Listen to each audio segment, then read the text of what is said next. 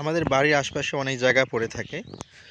এখানে খুব সুন্দর পরিকল্পনায় সবজি চাষ করা হচ্ছে। এখানে সিমের মাচা দেওয়া আছে এবং পাশে পেঁপে লাগানো আছে। প্রচুর পরিমাণ পেঁপে ধরেছে এবং প্রতিটা গাছে অনেক পরিমাণ পেঁপে আছে।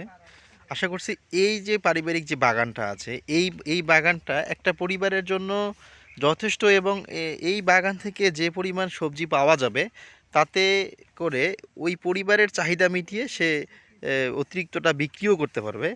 এইখানে এই বাগানটা করা হয়েছে মূলত একটা রাস্তার পাশে। এটা একটা রাস্তা যাতায়াতের এবং রাস্তার পাশে এই বাগানটা করা হয়েছে।